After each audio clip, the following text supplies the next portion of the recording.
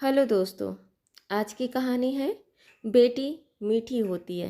राधा, राधा, अरे भाई एक गिलास पानी तो। बहुत जोर से उंगली ओठ के ऊपर रख चुप रहने का इशारा किया राधा जी ने। परी के तरफ उंगली दिखाते हुए राधा जी बोली, सो रही है। उमेश जी सोती परी को देख बिल्कुल चुप हो गए। अरे भाई, किस पिता की हिम्मत है अपने सोते बच्चे के सामने चूं करने की। राधा और उमेश जी पति पत्नी तो हैं, लेकिन सही मायने में एक दूसरे के पूरक हैं। अपने मन की पसंद की जगह अपने साथी के मन की खुशियों को तवज्जो देते हैं। राधा और उमेश जी और उनका इकलौता बेटा समीर, बस इतना सा ही छोटा और खुशहाल परिवार। और परी, परी तो पड़ोस में रहने वाली कमला और जतिन जी की बेटी है। कमला और जतिन जी बेटे राहुल और रोहन और एक प्यारी बिटिया परी। दोनों परिवारों में आस-पास पड़ोस में रहने की वजह से जल्द ही अच्छी दोस्ती हो गई। राधा जी को एक बेटा समीर के बाद और कोई औलाद नहीं हुई। उन्हें बड़ी ख्वाहिश थी कि एक बेटी होती, लेकिन भाग का लिखा क्या किया जा सकता है। राधा जी और कमला जी पड़ोसी होने की वजह से लगभग दिन का अधिकतर समय साथ बिताते। कभी ये पड़ोस की जान पहचान से दोस्ती और दोस्ती से एक परिवार के भावना में परिवर्तित हुआ कोई समझ ही नहीं पाया। दोनों परिवार किराए के मकान में थे, लेकिन एक ही जगह 25 साल साथ में किराए के मकान में ही रहे। अपना घर बच्चों के भविष्य संवारने में बन नहीं पाया और दूसरी जगह दूसरा किराया का मकान कभी ढूंढा नहीं, क्योंकि दोनों पड़ोसी एक दूसरे से दूर रहना नहीं चाहते थे। सो जिंदगी का एक बड़ा हिस्सा उस किराए के मकान में कटा। परी अपने दो भाइयों के बीच और सबसे छोटी होने की वजह से घर में सबकी लाडली थी। उधर राधा जी का बेटा समीर भी परी को सगा भाई जैसा ही स्नेह करता था। राधा को बड़ी ख्वाहिश थी कि काश एक बेटी होती। कहती, अरे बेटों के लिए खरीदारी करने जाओ तो क्या खरीदे, वही शर्ट पैंट जूते चप्पल। लेकिन बेटी की खरीदारी करो तो खत्म ही नहीं होती। समझ ही नहीं आता कि क्या खरीदे और क्या छोड़े। रंग बिरंगे कपड़े, कपड़ों में भी कितनी वरीयता। Frock, short, shirt pant, lehenga चुन्नी, बाबा suit, dungaree suit, skirt, sandal के ढेरों डिजाइन, जूती मोजड़ियाँ, सैंडल चप्पल, बाकी लाल टिक्की, पायल, nails polish, ribbon, clip, hair band. अरे खरीदारी इसको कहते हैं।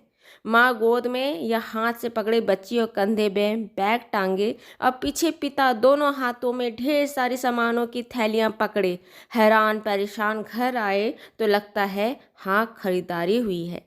जब ऐसे कमला जी के सामने राधा जी कहती तो कमला जी पेट पकड़कर हंसती। राधा जी परी के लिए ढेरों सामान ले लाती, लेकिन कमला जी कभी मना नहीं करती। वो कहती, आपकी भी बेटी है और आप दोनों के स्नेह भरे रिश्तों में मेरा कुछ बोलना शोभा नहीं देता। वो आपकी भी बेटी है और माँ को बेटी के लिए करने से मैं मना करने वाली कौन होती हूँ। उधर उमेश जी के मन में ऐसा कुछ नहीं था, लेकिन अपनी पत्नी की ममता को देखते देखते उनमें भी परी के लिए पिता तुल्य प्रेम पनप गया था। खैर, समय की गति चलती रही। परी की शादी उसी शहर में आधा घंटे की दूरी पर हुई। परी के सास ससुर बहुत ही सुलझी और स्नेहिल थी। शादी के बाद जब परी के सासू सुशीला जी ने अपने घर में बड़ा पूजा रखवाया तो परी के माँ पिता कमला जी और जतिन जी को भी निमंत्रण देने के लिए पेपर में उनके माँ पिता का नाम लिख रखी। तब परी ने घुटनों पर बैठ अपनी सासू माँ को बोली, माँ आपसे एक बात कहना था। हाँ बेटा कहो ना।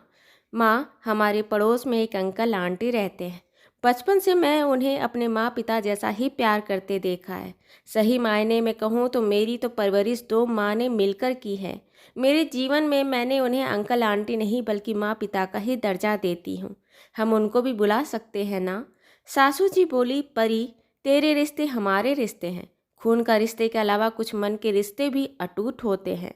मेरी इतनी प्यारी बहू अगर आज मुझे मिली है तो तुम्हारी अच्छी लालन पालन में उनका हाथ है। उनको भी बुलाएंगे और मैं मिलूंगी भी मेरी बहू परी के यशोदा माँ से। परी मुस्कुरा दी, क्योंकि आज उसे 2 माँ नहीं 3 माँ मिल गई थी।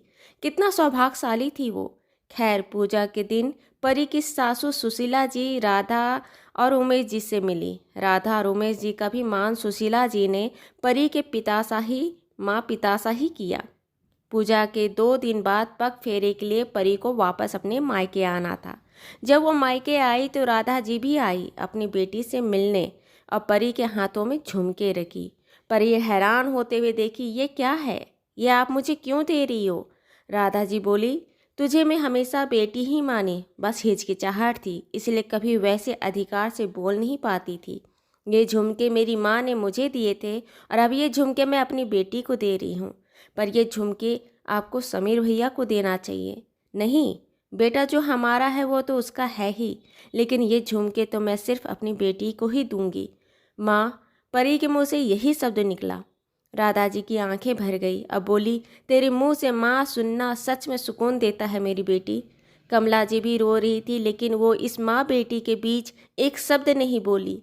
पता नहीं कितनी देर तक वो आपस में रोते दुलारते और अपनी मन की बातें कह खुद को हल्का करते रहे। खैर 2 दिन बाद परी वापस अपने ससुराल चली गई।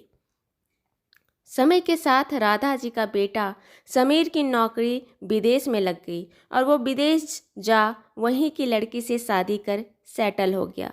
माँ पिता की जिम्मेदारी के नाम पर समीर हर महीने एक तय पैसा राधा और उमेश जी को भेजता।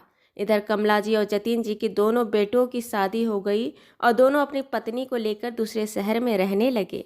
अब परिवार के नाम पर कमला जी, जतिन जी, राधा जी और उमेश जी ही एक दूसरे के साथ थे। कुछ समय से राधा जी की तबीयत ठीक नहीं रहता था।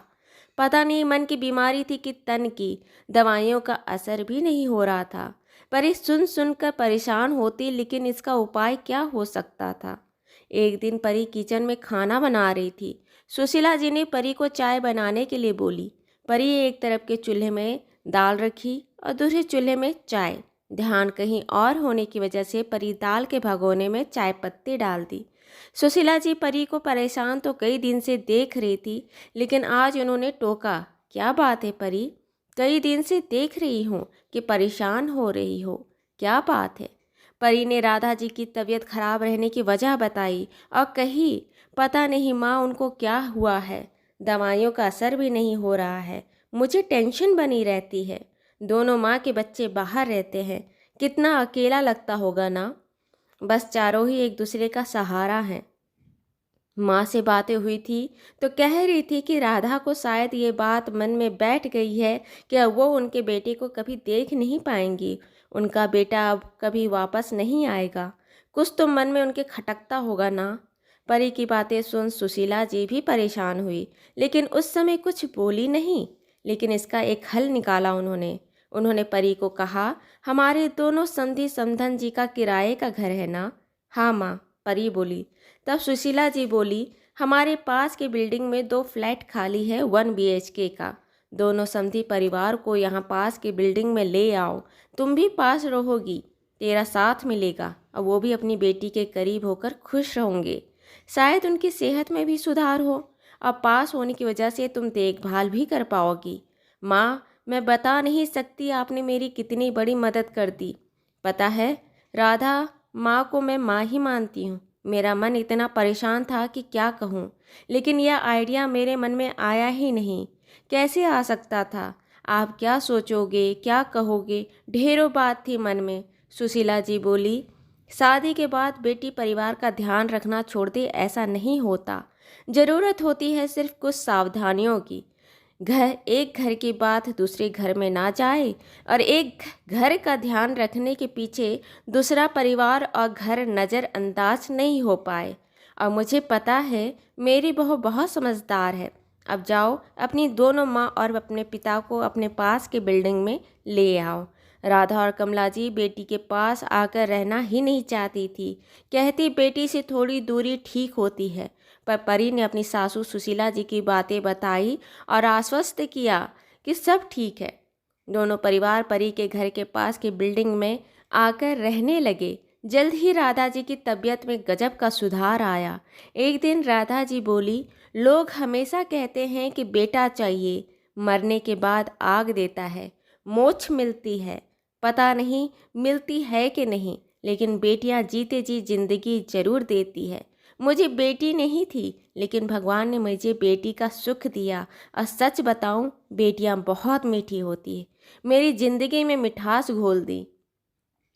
परी मुस्कुराते हुए बोली, पर माँ, मेरी सासू माँ के सहयोग के बिना मैं इतना कुछ नहीं कर पाती। उन्होंने मुझे आपके लिए मीठा बनाया। ये तो सही कहा बिटिया ने। राधा, कमला जी और परी तीनों की आंखें भर गई खुशी से। दोस्तों, आपको मेरी कहानी अच्छी लगी हो तो इसे लाइक करें, शेयर करें, सब्सक्राइब करें।